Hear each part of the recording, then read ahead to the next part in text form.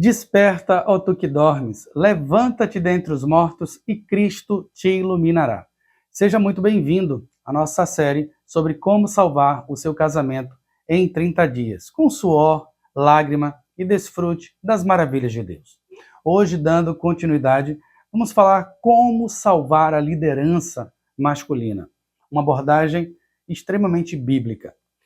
Percebemos que esse vídeo será colocado nas mídias sociais e vamos nos atentar a alguns termos e querendo já deixar claro que essa é uma visão bíblica dentro de uma perspectiva hermenêutica ortodoxa, clássica.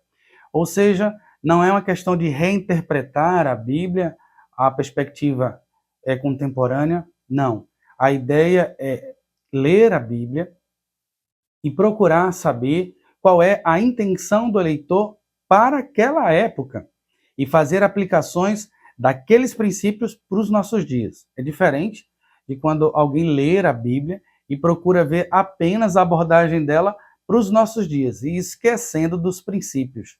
E aí formulando novas teorias para o mundo contemporâneo. Essa não é a nossa visão. A nossa visão é uma visão muito mais ortodoxa, clássica, onde olhamos as Escrituras por meio de uma exegese clássica, tiramos do que o eleitor queria e a intenção dele naquele momento, e aí sim, pegar princípios e trazer para os nossos dias e aplicarmos aos nossos corações, pois esses princípios são imutáveis. Então você pode olhar para as Escrituras, principalmente quando se fala sobre liderança masculina ou o auxílio feminino, e querer reinterpretar. Há muitos teólogos e pastores que reinterpretam textos das Escrituras à luz apenas de um mundo contemporâneo, ou seja, ele já vem com um pressuposto de uma perspectiva progressista para o texto e tenta adaptar o texto bíblico a uma realidade da sociedade contemporânea. Esse não é o nosso objetivo. Nosso objetivo é encarar a Bíblia, pois, de uma maneira clássica. E seja muito bem-vindo à nossa sequência aqui de estudos. Se você já está até aqui conosco, revela um pouco de você, perseverança e vontade realmente de salvar o seu casamento, bem como de blindá-lo ou de ser usado por Deus no resgate de relacionamentos familiares. Há uma carência muito grande de homens e mulheres que se capacitem nessa área para que possa ajudar o corpo de Cristo. Sabemos que famílias fragilizadas representam igrejas, né? Locais fragilizadas. E aí a perspectiva é que possamos caminhar juntos para proteger o corpo de Cristo à luz e sendo guiado pelo próprio Cristo. Hoje, amados irmãos, salvando a liderança cristã masculina, uma abordagem bíblica. E aí, já falei uma bíblica clássica. O texto escolhido é ele mesmo, Efésios, capítulo 5, verso 25 em diante.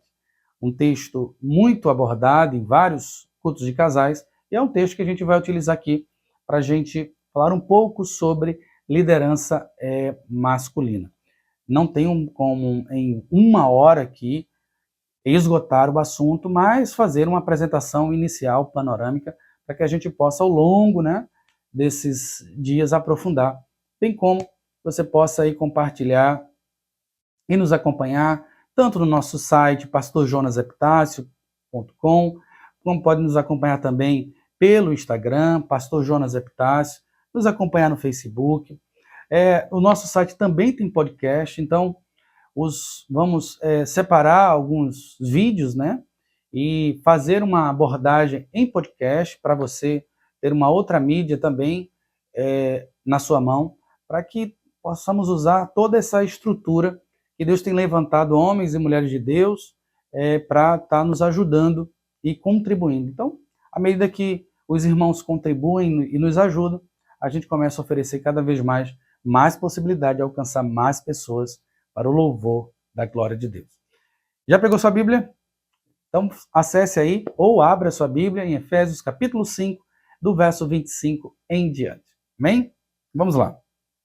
Diz assim o texto sagrado, a versão é ARA, tá bom? Vamos lá.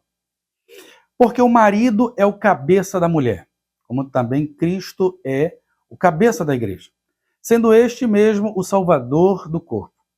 Maridos, amai vossa mulher, como também Cristo amou a igreja e a si mesmo se entregou por ela, para que a santificasse, tendo-a purificado por meio da lavagem de água pela palavra, para apresentar a si mesmo a igreja gloriosa, sem mácula, sem ruga, nem coisa semelhante, porém santa e sem defeito.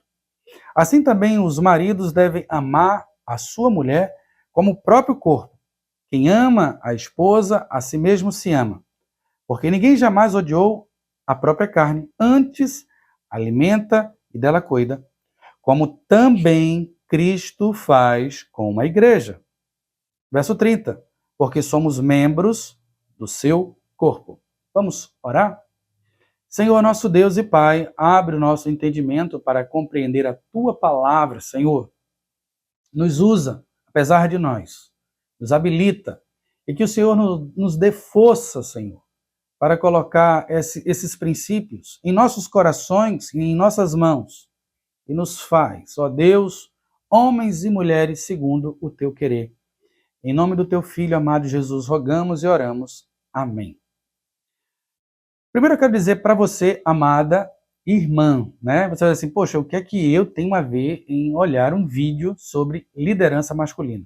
Saiba que um dos grandes desafios da liderança masculina é não ter uma orientação por perto, alguém que possa indicar os caminhos. Então, você vai estar aqui, apta aqui para aprender, para que você possa ensinar o seu marido, compartilhar com ele, para que você possa colocar em oração, para que os desejos reais que você requer de mudança para o seu marido sejam desejos bíblicos, orientados, e aí você não venha pedir ao Senhor coisa que é contra o seu próprio princípio.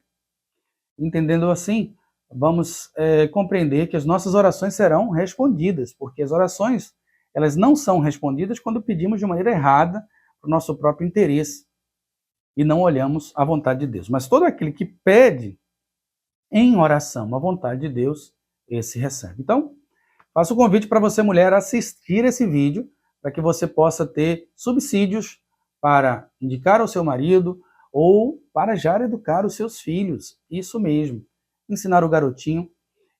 Ontem, falando com meu filho, até orando por ele, eu disse, Senhor, que ele seja, acima de tudo, um bom homem, um bom esposo e um bom pai. Certo? Então vamos lá, caminhamos juntos com isso aqui. Ao olharmos a Escritura no texto, aqui no verso 25, já aprendemos um princípio que, se olharmos de uma maneira rápida, o próprio verbo já nos dá a característica desse princípio. Que princípio é esse?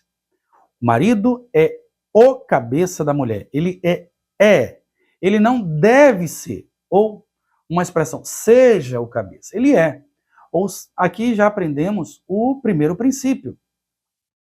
Isso, liderança masculina. Isso não é uma conquista, é uma posição.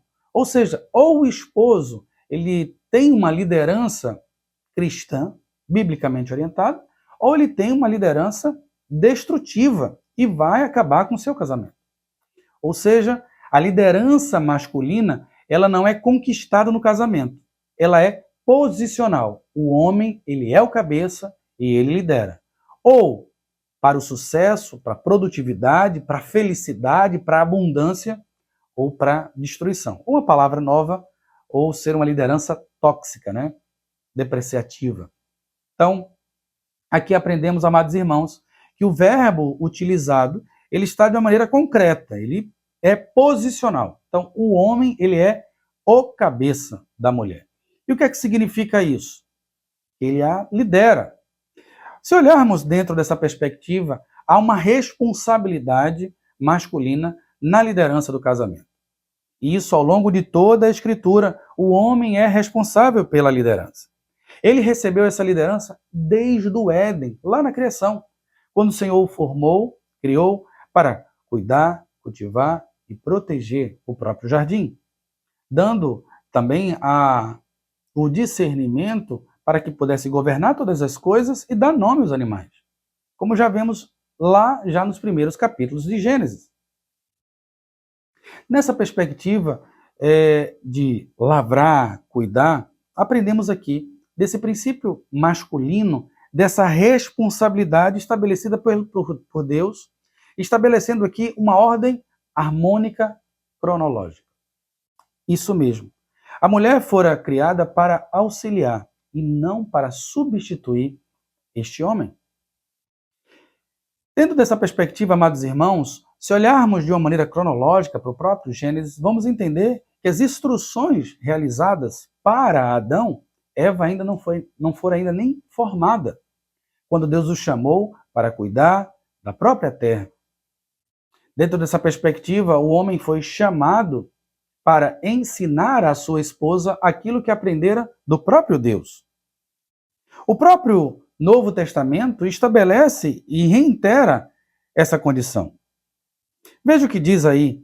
No Novo Testamento, o próprio testemunho que diz: quero, entretanto, que saibais, ser Cristo o cabeça de todo homem, e o homem o cabeça da mulher, e Deus o cabeça de Cristo. Há uma ordem, há uma harmonia estabelecida pelo próprio Deus. Nessa perspectiva, amadas irmãs e amados irmãos, devemos ser encorajados a nos posicionar com responsabilidade.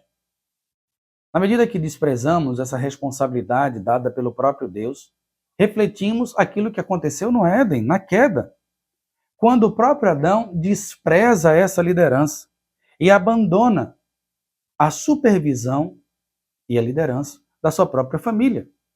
Como já vimos em vídeos anteriores, quando Eva foi tentada pela própria perspectiva de como aquela fruta era agradável, que poderia dar conhecimento, onde estava Adão? No vídeo anterior, vimos que Adão estava ao lado da sua esposa. Ou seja, a sua esposa estava sendo tentada e o próprio Adão não teve a responsabilidade de intervir, de protegê-la, de cuidar, deixando assim de acreditar nas coisas de Deus e confiar na mulher e não protegê-la diante das ameaças do próprio enganador. Cabia a Adão guardar o seu lar, supervisionar, preservar a ordem de Deus que ele estabelecera.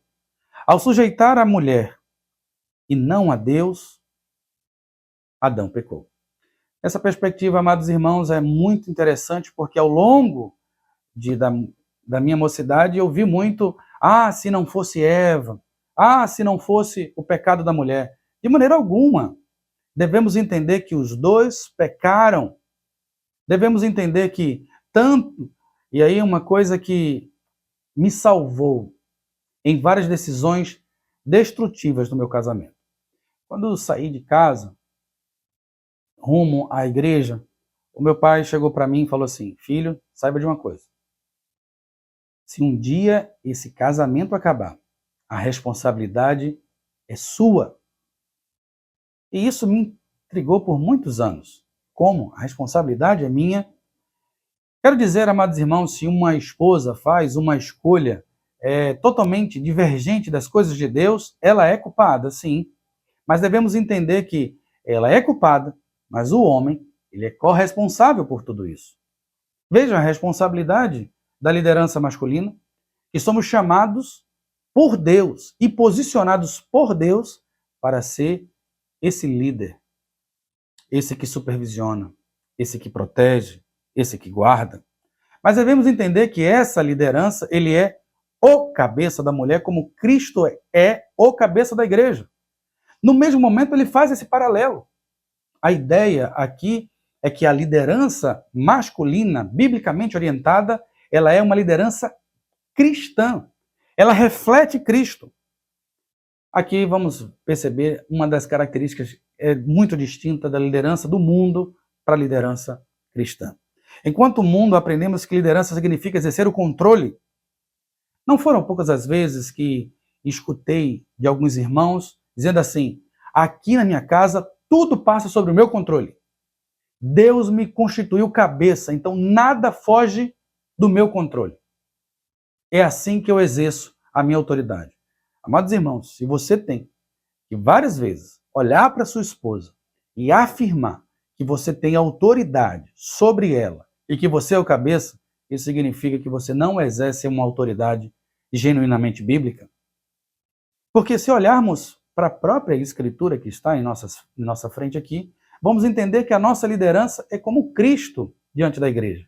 E ele nunca reivindicou a sua liderança diante da sua igreja. De maneira alguma. A sua liderança, a liderança de Cristo é trabalhada na influência, na sua integralidade, no seu caráter, no seu amor incondicional. A sua influência ela é amorosa, o seu amor nos constrange. Devemos entender, amados irmãos, que quando somos guiados, e aí a igreja de Cristo, ela é guiada por Cristo pelo seu amor incondicional. Quando ele nos ama, quando nós ainda éramos pecadores. A liderança não se trata de controle, de cargo ou de posição, de onde as decisões são tomadas de modo autoritário e insensível. De maneira alguma, mas de responsabilidade, dedicação incondicional pelo bem do casamento. Tudo isso gerando uma harmonia conjugal. Nós somos, posicionalmente, líderes dentro da estrutura do casamento. Mas essa liderança, ela é exercida como Cristo exerce com a sua igreja. Com amor, com influência, bem como posicionamento de caráter, com altruísmo, com doçura. Amados irmãos, se olharmos como Cristo ama a sua igreja e conduz a sua igreja, não é o temor, não é o medo do inferno que nos conduz a caminharmos com Cristo, de maneira alguma. O que nos conduz, no primeiro momento, a andarmos com Cristo é o seu amor incondicional, porque ele nos amou quando nós ainda éramos pecadores. Éramos inimigos de Deus. Éramos alheios às promessas. Como sem Deus no mundo. E mesmo nessa condição, ele nos amou. Os irmãos percebem que a nossa liderança ela deve ser baseada nessa perspectiva cristã e não num controle autoritário. E hoje a gente até percebe uma diferença até no mundo corporativo, né? Hoje você é chefe ou líder, trabalha isso muito no mundo corporativo. E a busca pela liderança, enquanto se você é chefe, você se esconde atrás do cargo e não pela influência, pelo exemplo, pelo caráter. O próprio mundo corporativo já percebeu que ser chefe por ser chefe não repercute resultados produtivos. Mas o próprio Senhor, ele sabe disso. Ele é o líder que serve. Temos isso no mojo executivo, né? Então, na perspectiva é que o Senhor está conosco e na medida que o Senhor nos chama para seguir o seu exemplo. Ele lavou os pés dos discípulos. Dentro dessa perspectiva, amados irmãos, temos que clamar a Deus, nos posicionarmos diante de Deus e dizer, Senhor, me prepara, porque só na força do teu poder é que eu consigo exercer essa liderança. E como eu exerço essa liderança posicional? Vimos aqui que não é por meio do controle, da intimidação, da força bruta, né? Do escárnio, do deboche, da ameaça. Não. É por meio do amor, da amizade, do companheirismo, da boa comunicação, do altruísmo, do sacrifício, do dar-se, do ouvir, do parar, do ter tempo de qualidade, do se expressar com mansidão. Como nós somos apaixonados por Jesus Cristo, sendo nós a igreja. Mas ele nos conduz para uma atitude prática. Eu sou líder. Eu sou o cabeça da esposa? Sim. Eu preciso afirmar isso para ela? Se estou afirmando isso, alguma coisa está errada na minha influência. Se estou afirmando isso para ela, alguma coisa está errada no meu caráter. Porque eu vou dizer para os irmãos, se tivermos uma capacidade de desenvolver influência, por isso, se você é homem, convido a assistir todos os meus vídeos, tá? para que isso já é comprovado. Que o homem ele precisa de tutores que possam ensiná-los a serem homens. Homens ensinando a homens. Já está comprovado. Então, mulher, você que está assistindo esse vídeo, compartilhe com seu esposo e diga, olha, quem é o seu tutor? Com quem você se espelha? Certo? E aí, dessa maneira que você aprende a desenvolver liderança, que é a influência, começa a aprender a desenvolver caráter, a ser o exemplo antes de exigir algo, e dessa maneira você está cada vez mais se aperfeiçoando para desenvolver aquilo que é exigido já no verso 25. Maridos, amai vossa mulher. Aqui sim, o amor ele não é posicional. Você pode ser o cabeça e odiar a sua esposa. Isso mesmo, é uma liderança destrutiva. Você é o cabeça e pode negligenciar a sua esposa. Isso é verdade, é um fato. Você é o cabeça e pode desprezar ou ser omisso e fazer com que ela tome as decisões e acumulando não só o cuidado com as suas atribuições, bem como assumindo as responsabilidades masculinas e dando para ela, por exemplo, consequências do pecado que foram reservadas para o homem e não para a mulher. E ela sofre agora duplamente as dores das consequências dos seus pecados e agora do seu marido. Então é por isso que aqui devemos prestar muita atenção, porque aqui eu sou o cabeça e posso não amar. Sou o cabeça e sou negligente. Mas aqui eu sou o cabeça e devo amar. Aqui é uma construção imperativa, contínua, ou seja, não é algo que você faz pontualmente. Então, não, eu amei ela durante 2 anos do nosso casamento e vou colher 30 anos de bom casamento. Não, amados, de maneira alguma. Em relação ao amor, toda medida é diária e é feito misericórdia do Senhor. Elas devem ser renovadas diariamente. Diariamente, dia após dia. A minha esposa deve ser impactada com o meu amor por ela. Amai de uma maneira imperativa, contínua, que repercute enquanto esse relacionamento estiver firmado, esse voto, até que a morte separe. Nessa perspectiva, amados irmãos, o casamento não é interesse próprio, afirmação de superioridade, que sustenta o casamento, de maneira alguma. O que sustenta o casamento é o amar a esposa no temor de Cristo, o seu cuidado para com ela. Deve ser orientado não pelo merecimento dela, mas deve ser orientado pela honra a Deus. Por isso, quando você diz sim no casamento, você está dizendo sim, fazendo um voto para Deus diante dos homens, que independente das ações dessa mulher, você vai continuar amando-a. Você percebe isso? A seriedade disso? Ou seja, eu amo a minha esposa não porque ela merece. Eu amo, pastor, estou amando muito ela porque ela tem sido tão favorável a mim durante o namoro.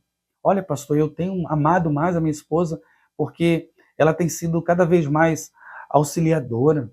Pastor, eu tenho amado mais a minha esposa porque ela atende os meus caprichos. De maneira alguma, amados irmãos. Eu amo a minha esposa na medida que eu conheço mais a Deus, porque Deus é amor. E quando sabemos que amamos? Quando conhecemos a Deus. E nessa perspectiva, à medida que eu conheço a Deus, amo mais e demonstro mais amor à minha esposa, porque o meu compromisso inicial é honrar a Deus. E ela se beneficia desse amor para com Deus. Então, eu tenho falado para o meu filho que a mulher que você escolher, meu filho, para casar, sabe que você vai olhar para ela e vai assim, essa aí, independente do que ela faça, por mim, eu vou amá-la. Vou me sacrificar. Vou estar do lado dela como um irmão, um amigo. Vou fazer conexões emocionais mais íntimas do que qualquer outro. E ela vai desfrutar de todo o meu suor e sangue para fazê-la conforme a imagem de Cristo. Independente das suas respostas. É, esse sim foi sério. Também concordo. Nessa perspectiva, amados, devemos olhar para pais, avós, até mesmo amigos, mas nada se compara em olharmos para a maneira como Cristo trata a sua igreja. Como ele nos ama, como ele nos amou, como ele promete o seu amor no futuro, as suas promessas imutáveis. Dessa maneira, Cristo é a base para a sustentação do relacionamento matrimonial, bem como nos orienta. É necessário que os maridos conheçam as Escrituras Sagradas, isso mesmo. Sem esse conhecimento, eles caminham como de uma maneira escura. Olha, você pode ter todas as boas intenções do mundo, mas sem a luz do mundo, lâmpada para os meus pés é a tua palavra, você vai estar perdido e tateando e tropeçando em especulações alheias, em tabus e mitos. A vida sem Jesus Cristo não tem nenhum sentido, nem iluminação. Perdão. Dessa perspectiva, amados irmãos, como refletimos esse amor? Ah, pastor, eu estou amando a minha esposa. É? Evidencie esse amor. É como Cristo ama a igreja. E o que é que mais bondoso, de privilégio percebemos do andar de Cristo para com a sua igreja? A santificação. O próprio Cristo, ao ir para o Pai, ele ora pelos seus discípulos e pede uma coisa para eles. Ele não pede ao Pai, livra-os ou tire-os do mundo, não. O santifique. Pai, santifica-os. Santifica-os na tua palavra, ou santifica-os na verdade, e a tua palavra é a verdade. Aquilo que mais devemos desejar e nos empenhar para conquistarmos em nossas esposas é que ela tenha uma vida cada vez mais de intimidade com Deus, lembrando cada vez mais a elas, a não amar o mundo nem as coisas do mundo, mas mantendo o foco nas coisas eternas. Significa guiá-las por atos de amor, dizendo que não se devem depositar as suas esperanças nas coisas que se perdem, mas aplicar naquelas que são eternas. E não caminhar pelaquilo que se vê, porque aquilo que se vê é transitório, mas caminhar por aquilo que não se vê, porque aquilo que não se vê é eterno em Jesus Cristo. Devemos ser, amados irmãos, essa tocha viva dentro de casa, em meio a uma caverna de escuridão, jogados no mundo. Significa, amados irmãos, levá-las para heranças eternas e desfrutar, já aqui na terra, dos benefícios de amar e servir a Deus. Por isso eu convido você a conhecer mais a Deus. Por isso, se entregue se entregue a essa vocação de guiar a sua esposa em santidade. Como fazemos isso, pastor? Se sacrifique para que ela possa ter um tempo em oração. Se sacrifique para que ela possa ter a sua devocional. Esses dias eu estava falando assim, já cheguei do trabalho e, amor, como é que tá isso? Isso aqui, isso. Ou seja, já com demandas de casa, né? Porque algumas vezes eu trabalho à noite. E depois eu parei assim, não, peraí, amor, antes de responder alguma coisa, vai fazer seu devocional, eu vou ficar com os meninos aqui, vai orar, tá bom? Vai ler um pouco a Escritura. Olha, amados irmãos, como isso repercute depois num dia extraordinário. Eu lembro que uma coisa que me chamou muito a atenção, Thalita ainda tinha 13 anos, né? Eu tinha 16. Nós não namorávamos ainda. Quando a gente começou a namorar, ela tinha 15 anos, eu tinha 18. Mas com 13 anos, eu abri assim a Bíblia dela e estava grifado essa perspectiva. Procura apresentar-te a Deus como é obreiro, aprovado, que maneja bem a palavra de Deus. Olha, amados irmãos, como isso assim fez diferença no nosso próprio casamento. Na medida que eu procuro me apresentar a Deus como obreiro aprovado, que maneja bem a palavra. A ideia é daquela pessoa que sabe como colocar os princípios bíblicos em cada lacuna, expulsando o pecado e você enchendo da palavra de Deus. Onde tem pecado, expulsando e enchendo da palavra de Deus. E dessa maneira, se tirando o antigo homem e se revestindo do novo homem para o louvor da glória de Deus. Amar é um desafio, mas fazemos isso no poder do Espírito Santo. Amém? Dentro dessa perspectiva, amados irmãos, do verso 28 ao verso 30, o próprio Senhor Jesus, ele vai caminhando e traz uma outra maneira de olharmos, como aplicarmos esse amor. Ele diz, no verso 28, assim também os maridos devem amar a sua mulher como ao próprio corpo. Quem ama a esposa, a si mesmo se ama. Quando eu olhava esse texto, no verso 28, eu pensava da seguinte maneira. Eu dizia, então se eu faço uma atividade física, eu vou ter que incentivar a esposa a fazer atividade física. Se eu tomo suplemento, eu vou ter que incentivar ela a tomar suplemento. Se eu faço dieta, ela também tem que fazer dieta. Agora, se eu não tomo suplemento, não estou nem aí para atividade física, eu não ligo para alimentação, então para que ligar para a alimentação dela? Então, assim, eu estou cumprindo isso porque eu amo ela na medida que eu cuido do meu corpo. Por exemplo, se para mim falta higiene, eu não vou cobrar dela higiene, porque eu não tenho mesmo, né? Mas a perspectiva, amados irmãos, aqui não é de que você cuide da sua esposa na medida que você cuide do seu corpo, porque, cá entre nós, né? Os irmãos, os homens não são exemplos de higiene perto de mulheres. Não são exemplo de cuidado perto das mulheres. Mas a ideia aqui não é olharmos para o cuidado do homem, do próprio corpo, como para a esposa. Porque se deixasse assim, a percepção do próprio texto poderia nos levar à perspectiva de cuidar da nossa esposa na medida que eu cuido de nós mesmos. Mas ele vai muito além do que isso. A ideia do verso aparece logo no verso 29, porque ninguém jamais odiou a própria carne, antes a alimenta e dela cuida. Como também Cristo faz com a igreja. Ou seja, como também Cristo faz com a igreja. A ideia é que, porque os maridos devem amar a esposa como o próprio corpo, porque isso Cristo faz por nós. Cristo nos nutre, nos ama, nos guarda. Cristo nos alimenta. Cristo cuida de nós. Somos membros do seu corpo. Não perca isso de vista de maneira alguma. Cristo cuida de nós. É porque estamos cheios de Cristo, do seu cuidado, do seu amor, porque somos alimentados por Ele, sustentados por Ele, nessa mesma medida.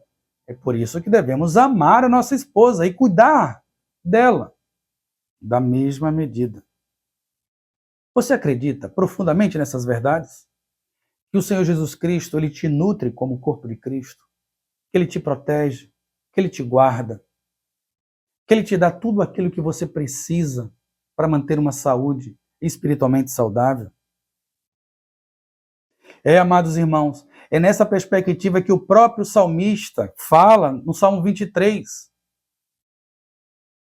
O Senhor é meu pastor e nada me faltará.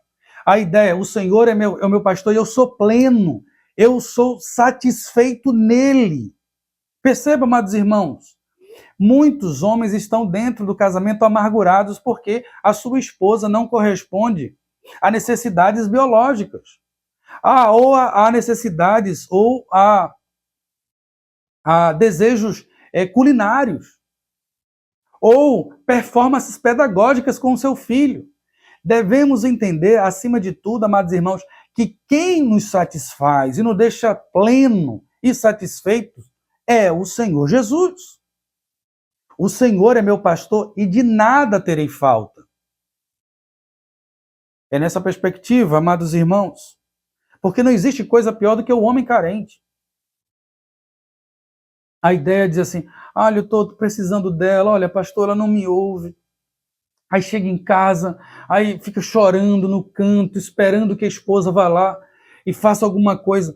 Preste bem atenção, se você, mais à frente, quando vamos falar um pouco sobre sedução bíblica, você vai perceber que não existe uma coisa que faz com que a mulher tenha atração por você, é a autoconfiança.